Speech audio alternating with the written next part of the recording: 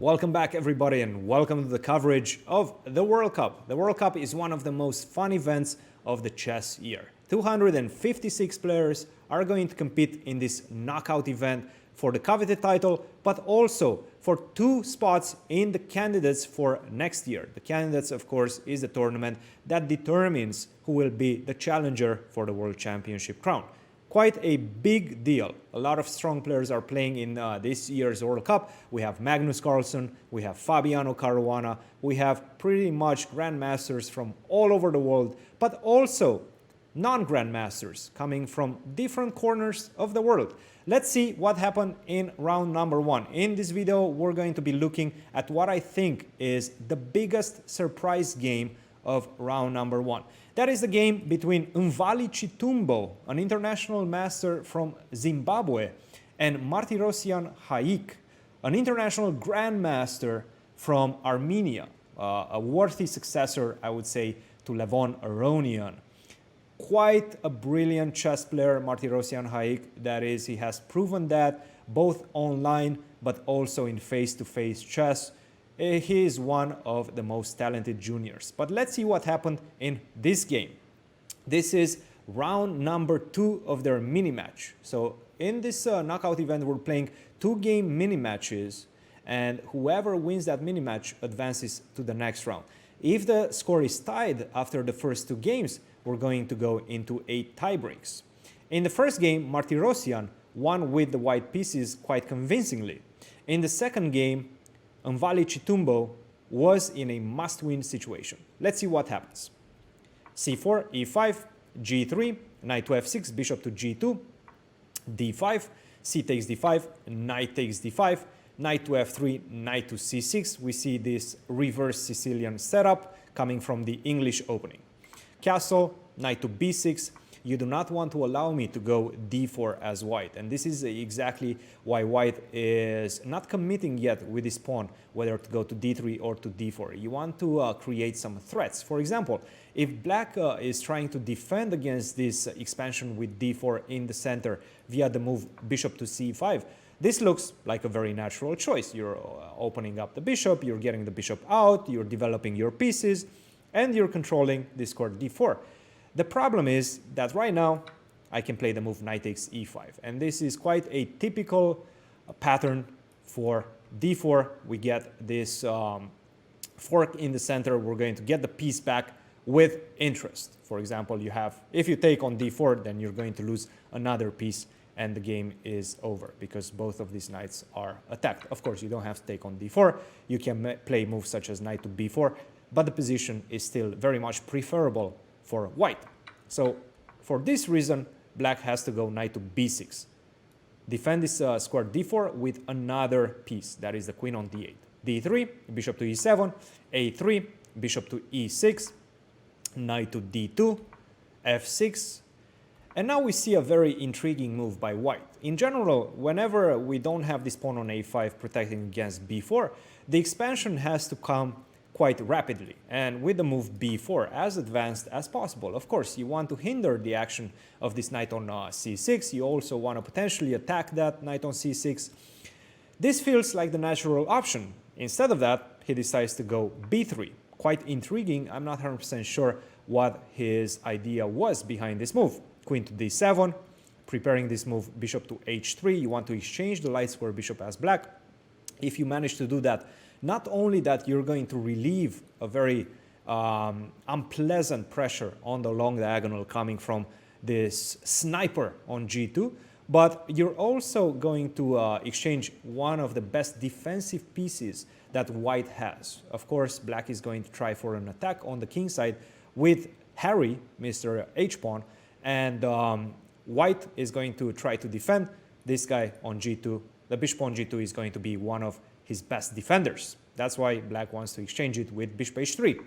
None of that, mister, says white. Rook to e1, getting the rook off this diagonal, so after bishop to h3, white can respond with the move bishop to h1, salvage this bishop. h5, immediately going for the attack.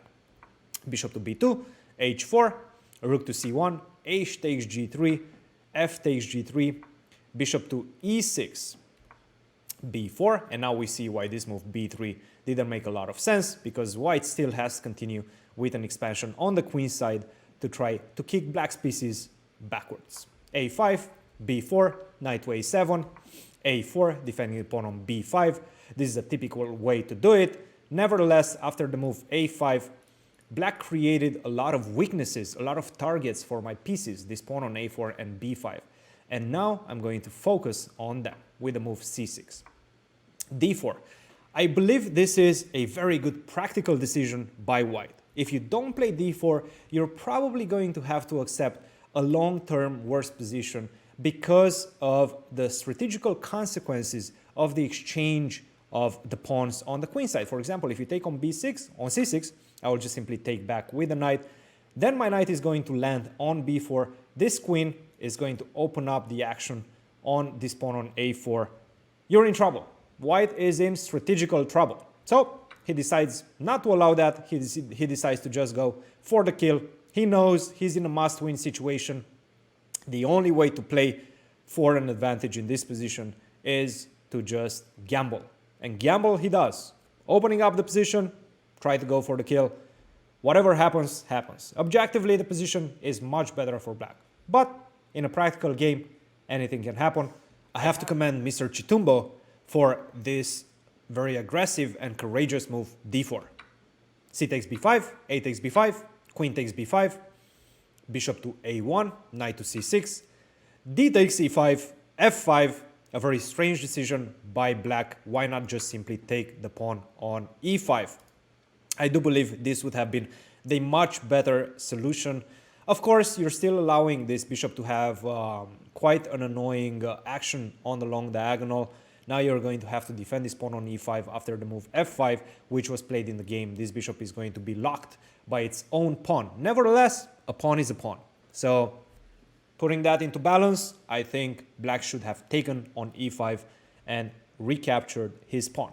Knight to d4, knight takes d4, bishop takes d4, rook to d8, e3.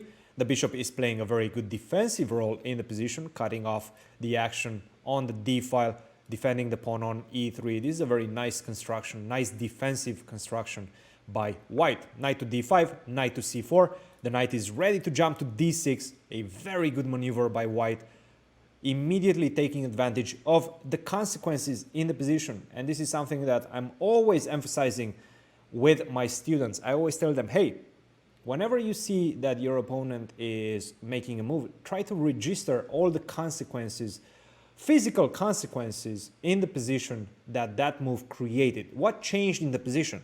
In this case, one of the biggest things that changed after black's last move, knight to d5, is that the bishop on e6 no longer attacks the square c4, no longer controls the square c4. So my knight can just simply jump there.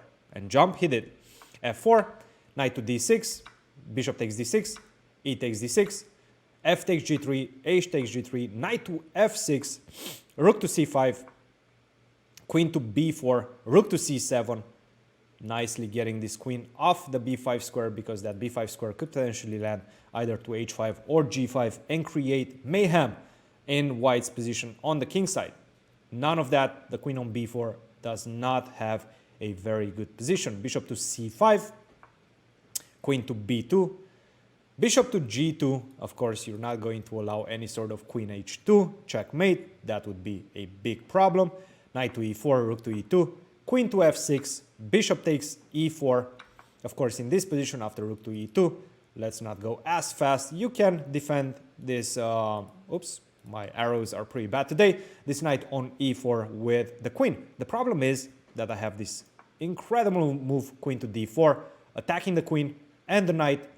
You can take on d4, but then I'm just simply going to take back with the pawn. I'm going to open up the e file, and then your knight is simply going to be lost. So after rook to e2, black is just simply in a lost situation. He has to go queen to f6, bishop takes e4, trying the last Hail Mary in the position. It's not going to work out. Bishop to g4, pinning the rook, but I can simply get away from that pin with the move queen to a4, delivering a check and freeing up my rook. b5, bishop to c6, winning another piece, opening up the action of the queen with tempo. Thank you very much. Give me that bishop.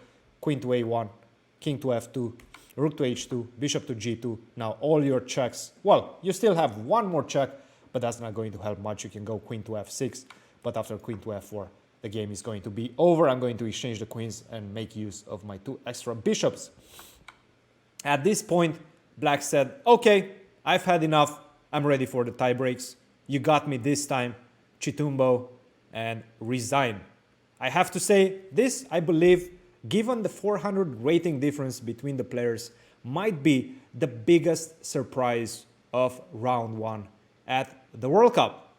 We're going to continue the coverage of the World Cup on this channel pretty much every single day. I'm going to try to find the best games out there and present them to you. So stay tuned. See you guys next time. Cheers.